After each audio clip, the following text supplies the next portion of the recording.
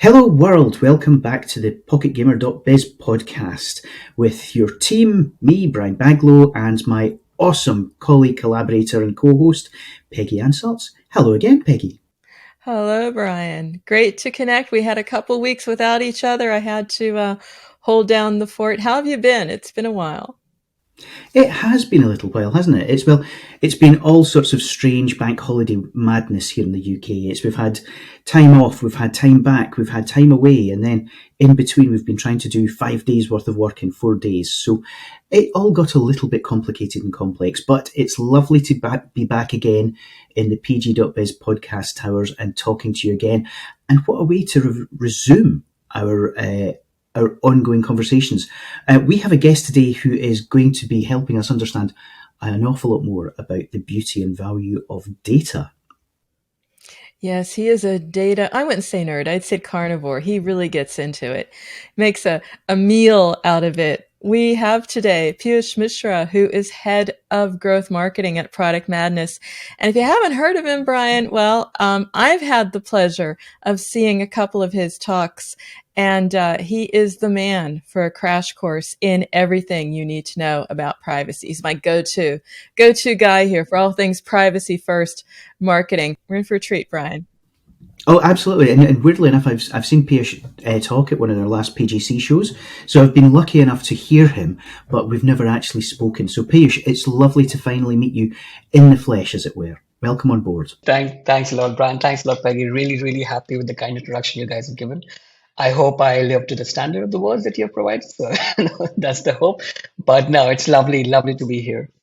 Well, I'm convinced because I don't know if you know this, Brian, but you know me, I'm always looking around, right? And if you don't listen in already, we all have to, because we have a podcast. He's speaking here on our podcast today, but he also hosts a show of his own called In the Sandbox with Adam Smart, which is also available on Spotify and Apple. So just a shameless plug for our honored guest today.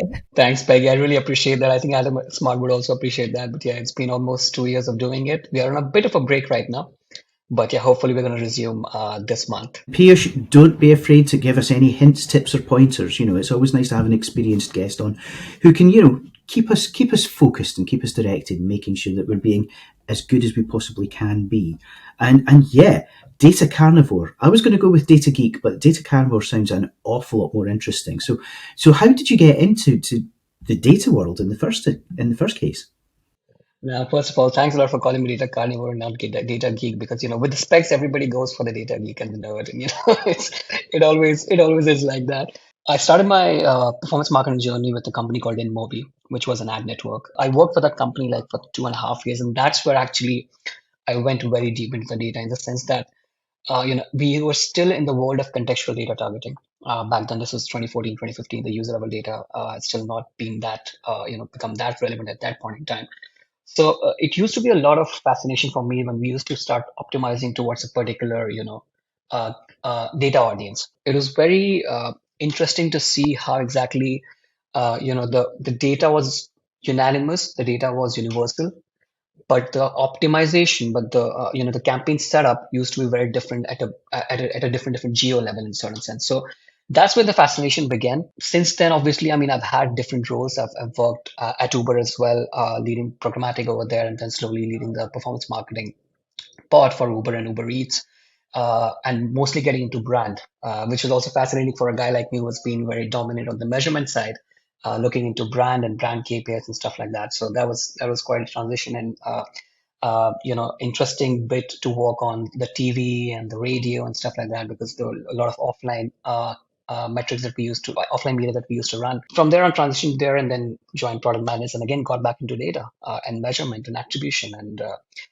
when privacy kicked in, got a lot more into the details of it.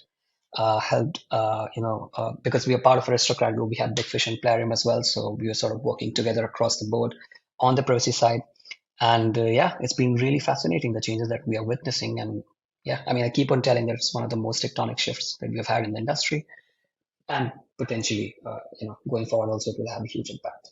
A growth marketer is different now than it was before. You said it yourself. We're in a different landscape. People ask me all the time, what do I do? What do I need to do daily? Not just to stay fresh. Staying fresh might be listening into our podcast. Brian and I were here every week, but there's a certain routine to doing it. It used to be you get up, you look at Facebook data, right? I'm sure that's not the way it is anymore. No, it's not. I mean, honestly, again, for most of the partners on Android, Google is the biggest partner, right? So Google, I mean, you can shift from TCBA campaign to ROAS campaign and stuff like that. Obviously, there are more nuanced optimization levels that they provide, but at a very broad level, that has not changed. But when you look at iOS side, which I mean, frankly speaking, on our side, it's a big chunk of our investment. iOS, I think the role of UI managers has changed a lot in that sense. Fundamentally, when you look at the scan data, there's not a lot of optimization levels left specifically for SRNs. I'm keeping the probabilistic partners aside, probabilistic modeling partners aside, right? So especially for SRNs, you don't have a lot of levels. So now you're left with only basically one level, which is creative. Now, in the entire conversation around attribution, one should not forget that the users are still responding to ads. What has changed? Fundamentally, one, suppression has gone down because now you're only suppressing for users who have opted in, right? So now you're targeting to a lot of existing users, and while wasting money in the process. So your actually cost has a factor of users who should not be targeted, but they are getting targeted, right? Second thing, post-install data are very limited through scan, right? So you're limited in terms of optimization. You don't have a lot of data to say, okay, what exactly is changing? What exactly is the ROAS? I mean, at max, you can right now, again, I'm keeping scan 4.0 separately. You can only look at D2 or day one, sort of ROAS target, and you can say, okay, this partner is doing well, this partner is doing it, but you don't have any long-term KPI to look at to say which partner is actually giving you more fundamental revenue and more and better ROAS, right? So that has also changed. And the third thing also is you're not getting the same nuanced level of reporting that you are used to, especially for creative, for ad groups and stuff like that. So when you don't have it, you're relying basically on a CVR and a CTR kind of a metric, or an IPM kind of a metric for creative as well, for optimization. Like when you look at SRN specifically, you don't have a lot of levers left, and that's why creative becomes very important in that conversation. While on Android, I would say right now we are sticking to the same old method of optimization, but I do believe with Privacy Sandbox changes, that would also sort of evolve. Makes me think of I'll just share it with you because it was one of those sessions where it makes you think. So there was a session I went to with someone from Google. They were explaining Privacy Sandbox and saying 500, the number of days before we let this loose. Yeah, no, it's fascinating because like they've already done the Privacy Sandbox thing on the web, so they're now moving to the app world, right? So it's really fascinating to see how exactly they would respond to it, because privacy, in my opinion, has become more of a brand play for the two biggest companies out there, Apple and Google, right? In certain sense, and because if you go into the details, technically, it's what I call differentiated privacy for their own inventory versus for other partners. So let's see how Google reacts to it. Also, because if you look at I mean, again, looking at the macroeconomic factors that are in play right now, with the Chat GPT, I think Google is losing some sort of market share, right? Now, will that incentivize Google to create a privacy sandbox that would allow their inventory to be at the top as compared to any other partner? Will they create something like that? Will there also be differentiated sort of pricing model and stuff like that when they release privacy sandbox, or will they try and be universal, create an equal level playing field for all the partners? That would be an interesting thing to look for. I mean, right now everything is speculation, but the good thing about Google is they're working very closely with the industry partners and trying to figure out, what is possible and what's not. Just really quickly, there were two numbers right in the presentation. One was the 500. So you're like, oh, we have 500 days. And then the other was 0, the number of companies that can wait. That is true. That is true. I mean, when I join some of the calls with Google, my first question is, okay, is there any update on Privacy Sandbox? Every single. They say, no, not right now, not right now. That's amazing. Now, Piyush, you are on record as saying there are two types of UA manager out there. So can you tell our lovely audience exactly what you mean by that? And, it must be more than just Jedi and Sith, surely. Definitely more than that. No, I mean, obviously, when you try and classify a wide range of possibilities out there, and you try and create two versions out of it, it's obviously not easy to call it out like that. So I wouldn't say uh, classifying it like that, but I'm just saying typically the two kind of human managers that I say is basically the first kind, which is obsessed with data, and the second kind, which is obsessed with the creative play at work, essentially. What I mean by that is, you look at a lot of human managers and you see that, they're obsessed with data. When I say they're obsessed with data, which means they just want to focus on hitting a particular ROAS target, just looking at CPI, if they are within the range that they have, they have a certain KPIs and they want to hit it, like purely, in terms of just optimizing towards a particular goal. That's one set of UA managers. The other is obviously who are more inclined towards a creative play. And when I say a creative play, what I mean is I go back to what I said, because in the entire conversation of measurement, attribution, privacy, the fact remains that users are still responding to creatives, right? So it becomes very important that in the entire journey of user, if you have the current audience targeting in place, then you can also have a good creative to back it up and a good landing page, right? Which, if all three are in sync, there's the likelihood of a user converting becomes better. So, for example, right, if I know the users are converting in Vegas in our case, right, on a Sunday, and I create a campaign targeting Vegas on a Sunday, right, and then I back it up and I run a Buffalo slot based creative, and then my App Store page where the users are read at is also having Buffalo videos and stuff like that in the App Store. The likelihood of a user converting becomes better, right? So that's what I mean by creatively. That a lot of UA managers are trying to focus on just try and testing. It's basically testing. Creatives are basically testing. So you try and create a lot more versions of creatives and figure out which creatives perform better, and just keep on playing and making changes to the creative production, creative, and working very closely with the creative team, working very closely with the platform creative team as well. Because one thing that I would strongly suggest is sometimes the platform creative teams, when I say platform creative teams, I mean like the Facebook creative team or the YouTube creative team, they give a lot better input because they understand the market better and they understand their platform better than the UA manager or the creative team on our side. It's also very good to work with them. So in that sense, that's how I was differentiating, saying these two kind of UA managers exist. And obviously the bunch of us are also focused on both. So that's also true.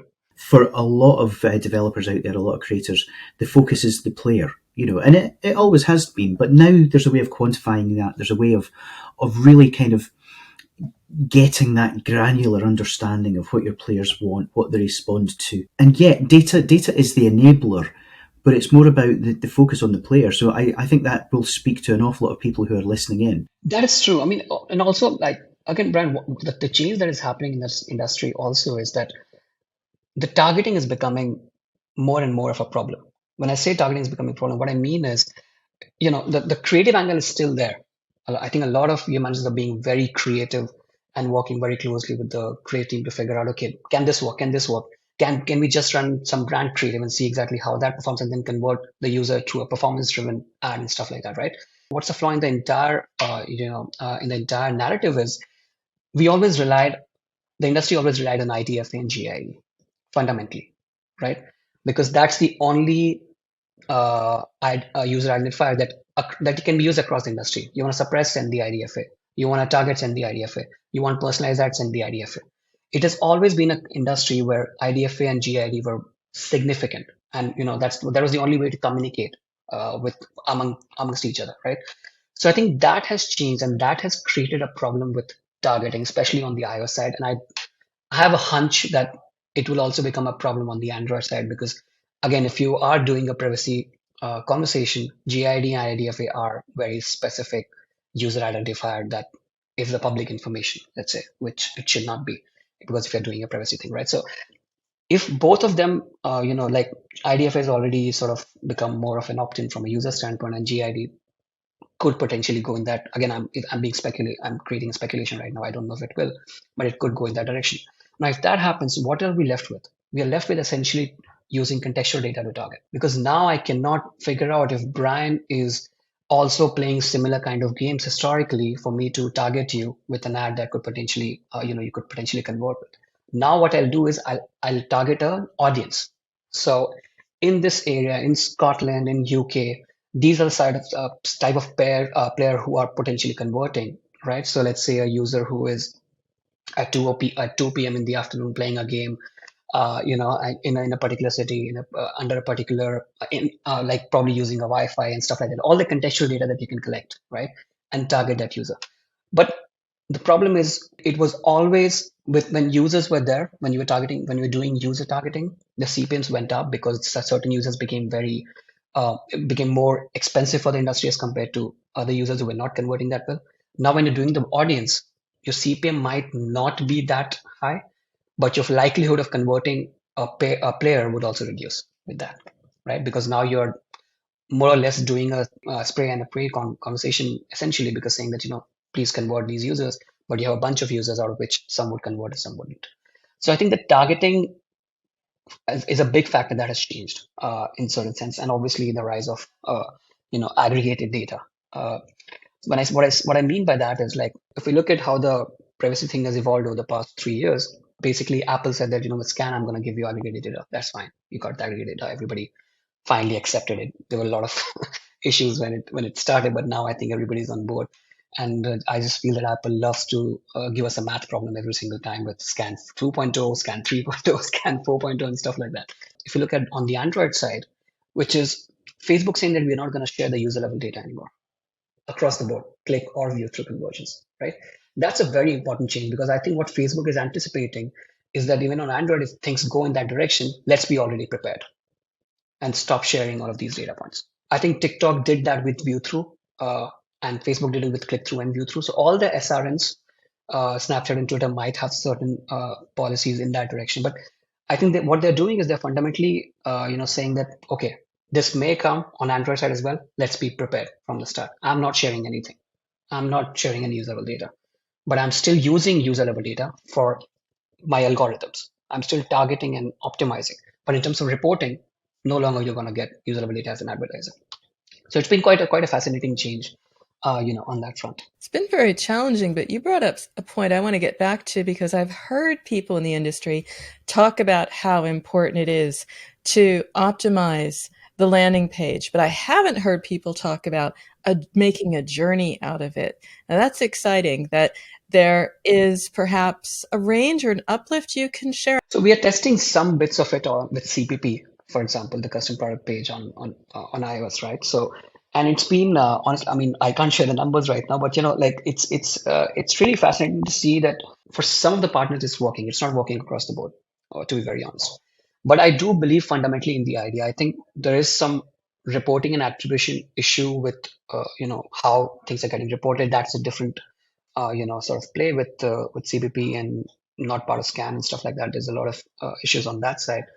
But fundamentally, I do believe in this philosophy of saying, because here's how you build the trust. Think from a user standpoint. If I'm playing a game and there's an ad out there, right? And I look at an ad and, okay, I may have clicked on the ad and I go to the Play Store.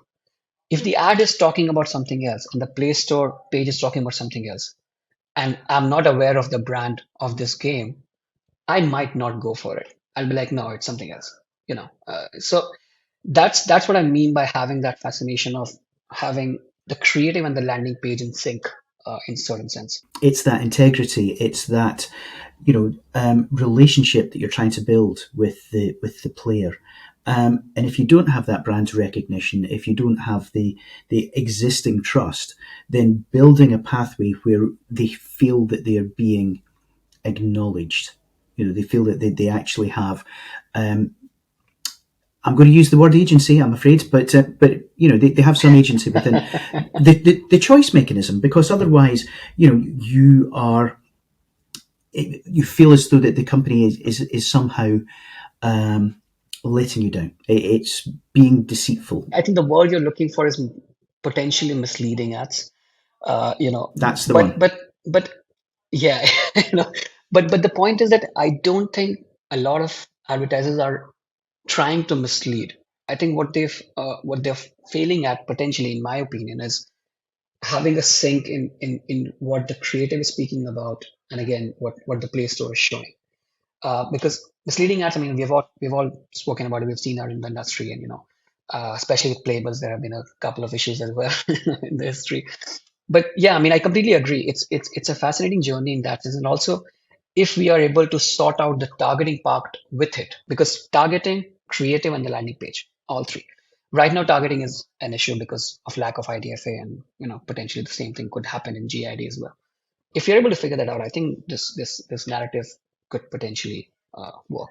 Are there any kind of shortcuts? Are there any sort of techniques that you found that you would care to share where they can maybe, expedite things a little bit, or get to the conclusion a little quicker or even more efficiently? If you're an early stage developer, right, you would probably don't you wouldn't want to play around with a lot of media mix. You would want to limit it to just one or two partners, right?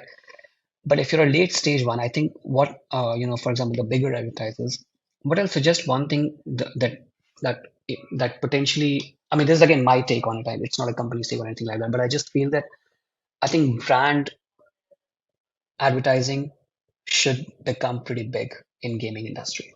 Because what I mean by that is I also believe that for every single kind of category, you look at hyper casual, you look at social consumer, you look at RMG, any specific subgenres of gaming that you look at, the fact remains that there are just too many games. Now, unless you have a brand already built, it goes back to what I was talking about, user trust, right? If you don't have a brand already built, then it's a longer journey. Then you'll have to run multiple levels of performance ads, and eventually the user might convert, maybe play once, go back, uninstall, then maybe 6 months down the line when the user is bored in a different mind space, the user might convert and start playing the game, right? So it becomes a longer journey. With brand, I believe the journey is shorter to the conversion. The problem remains right now that because gaming is so performance marketing heavy, the conviction and the KPIs of brand are very different. You require a different conviction to run brand. And you have to start looking at a completely different picture of how brand plus performance overall is affecting the marketing, instead of figuring out how exactly the brand is going to reduce the conversion window right now, and the user is going to convert quickly. Brand is a long-term play. It's probably 1-2 years long-term play, right? So just a small burst and stuff like that, I don't think it would eventually work, because in gaming specifically, the users don't have a very long-term memory, especially in the hyper casual space and casual space. I would suggest for them, maybe get a bit more into brand. For early stage, maybe just limit yourself to not a lot of media mix. Test a lot, because early stage, I think testing would become very, very important. Test a lot. I think marketing should be in sync with product.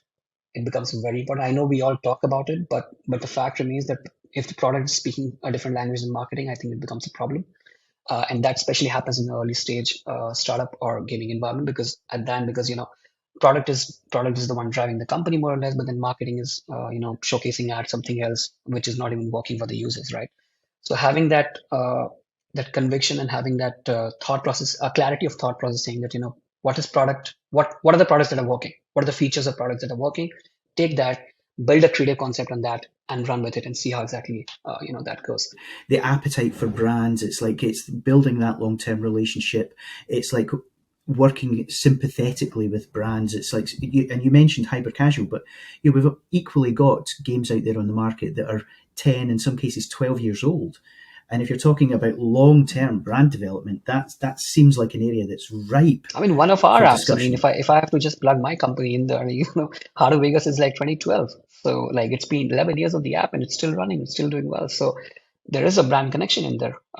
So it's clear that in long term it works.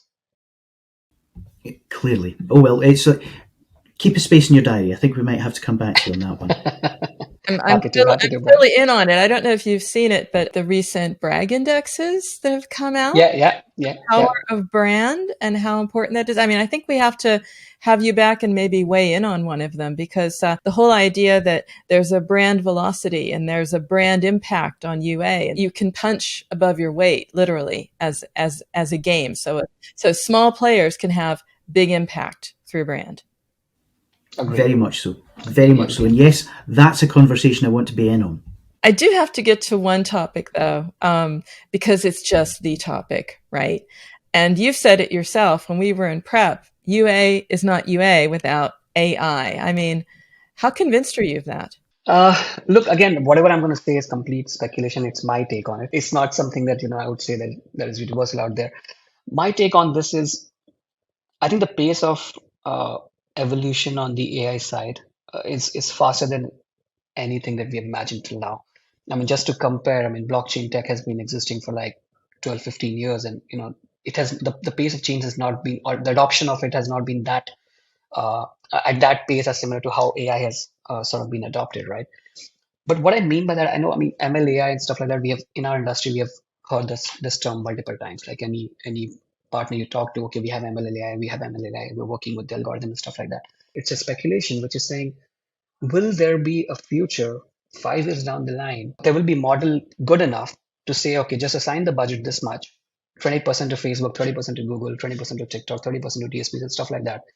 And again, we have something like that media mix model and stuff like that in the market. But like what I'm trying to say is, like, if you build something like that and then it automates everything. What I mean by automation is, like, it can just go to the get the edit access on Facebook, just create the campaigns, keep on optimizing because they have a KPI in there, because the system has a KPI and system will keep on learning from it. It will send an email to the DSP managed partners and just optimize towards this particular KPI. Because what would be the role of your managers 5 years down the line? That's what I've been thinking about. And I don't know if whatever optimization that we do manually right now, or through UA managers' hard work, I don't know if those would continue to remain in the future. Technically, you can only optimize with certain number of DSPs with managed partners and stuff like that. But because Facebook, Google, TikTok, you can optimize. I'm not saying you can't optimize. What I'm trying to say is the levels of optimization are already very less because they are sort of black box. What they do is completely internal. They have a huge product, and that product is working for everybody. So what happens when the absolute brilliance of the product on the SRN side is combined with the with whatever manual thing that a U manager does, and it is also done through AI. What happens in that world? Then what exactly would be the role of U manager? So that's what I mean by that. I mean, obviously, very early days, very very early days. But I do believe U managers need to start upscaling. Keep a good look at how exactly things are evolving on the AI side, because right now AI is impacting the artists in true, like in true fashion. It's just impacting the artist, and right now that's where the focus has been. And creative, generative AI, and generative creative and stuff like that is becoming very important. Would there be a tool in the future that would also adhere to the guidelines of an advertiser and create creatives from scratch? Because right now, whatever the creatives are being created uh, are basically a different rendered version of the creative that we have provided them, right? So will there be an AI tool that will provide you a complete creative from scratch, keeping the guidelines of the advertiser in place and keeping the color correction and everything that are very specific brand limitations that an advertiser has, keeping everything in place? Will there be a tool like that? I don't know. But if that happens, then, again, the pace of evolution would be fascinating to see. That is a great question, and I think it's a question that you should feed straight into ChatGPT and ask it directly. I'm going to do that today. Actually, I want to know what happens. Yeah, I would definitely. I think we should definitely explore, because I asked, like I asked Chat GPT, and this was before when it was released, back like in November or something like that. And that was the first question that I asked: "How are you feeling?" And it responded by saying, "I don't have any emotion," and stuff like that. And it was really fascinating. Then that became a meme at a later stage, also. But Chat GPT is, yeah, it's interesting. Yeah, it's really interesting. And I'm going to put that question, Brian. Thanks for that. So, I guess the last question, just to round off what we were talking about, is: have you had any direct experience with AI, ChatGPT, or any of its colleagues and competitors that where you've tried to roll it into your work, tried to roll it into your everyday tasks, as it were? I mean, except on the creative side now. I think we're testing generative AI creative. Basically, that's something that we are testing right now. But yeah, I mean, apart from that, I have not seen it. But yeah, I do believe, I mean, in terms of the set of areas it's set to impact, marketing would come at pretty last, because there are bigger things out there that it will impact first. But yeah, I mean, going back to your question, I think creative is one area where that's directly seeing an impact. And it's just fascinating to see how many versions of one creative you can create. And again, we've had a couple of really great podcast recording sessions with people working directly within the AI realm, and from people using it for plain straightforward creative or content creation through to those helping to find efficiencies and kind of sleeker ways of doing things. Now, we do have a couple of questions that we like to ask all of our guests, so we'll leave you with these two. So first of all, what's the favourite game? What game are you currently playing that you're kind of playing more than anything else? And secondly, what's your favourite game of all time? Right now, I'm not too much into game, but the game that I'm playing is City Smash. It's more of a simulator game, and it's really fun. Just destroying things, not using your brain. It's really interesting and fun to play with. But the question to my favorite game of all time is, I'll say, because I used to play a lot on console and PC basically, and I would say Call of Duty and Hitman. There was a game called Hitman as well, Hitman 47. So those two games, I'll say, I mean, always been, because it's also nostalgic because we used to play a lot when I was a kid. It still remains one of the best games. But yeah, Fabulous. those two games, I'll say. Wonderful. And the nice thing about those, there are no wrong answers. Or at least there are, but we just... it's all subjective. There are wrong answers, but we just don't broadcast those. You know. You're being polite to me. Thanks, Brian. Not at all. So listen, one very last question in terms of, we know you're out on the road a lot. So where are we going to see you next? Where will our listeners be able to see you in terms of live events, festivals, conferences, expos? Now, hopefully, again, as I said, we are restarting our podcast. I think we took a break of like 3-4 months also because I was getting married during the process. So congratulations. But yeah, I mean, thank you. So yeah, I mean, I think we're going to restart that by end of this month. That's the aim, that we're going to restart and hopefully do it again, but go back to bi-weekly that we used to have. In terms of the next conference, I'm not sure. I've not signed up for anything new till now. But yeah, I mean, let's see. Not till now, but yeah, I mean, I'm just thinking which one do I go for. Well, I have to say, it's been absolutely delightful. I've already got you booked for another one, Piyush, because you brought up some really good points and you're so practical and you shared, here it is for free on our podcast. Thanks so much. Thanks a lot, Peggy. Thanks, Brian, for the invitation. It was thanks again. Absolute pleasure, Piyush, and we do have to get you back on because I want to drill down into some of those big chunky topics and have another good conversation with you. So you're welcome back anytime. Always up for it. Thank you. This show is all about how to do your job better, how to make an amazing game, how to market it, and you have a say. So if you have a story or know someone we need to shine a light on, then we would love to hear from you. We want to hear from you. We want to reflect the reality of the mobile games market in all its wonderful complexity and strangeness. So if you have any suggestions for us, if you have any feedback for us, you can always get in touch. You can email us at podcast@pocketgamer.biz. You can find us on Twitter @PGBiz, and you can reach out to us through the pocketgamer.biz website. If you're interested in listening to all of our podcasts, you can find them at pocketgamer.biz/podcast, and we would love to hear your thoughts on future shows. And we've got you covered on all the major platforms, so subscribe to the audio podcast, as Brian said. Look for us on YouTube. If you want to read it, hey, you can do that too, because we have a companion post for you as well on the pocketgamer.biz website. Tune in again for the next edition of the pocketgamer.biz podcast, and we look forward to speaking to you in the near future. Until then, I'm Brian Baglow. I'm Peggy Salz, and that's a wrap until next week.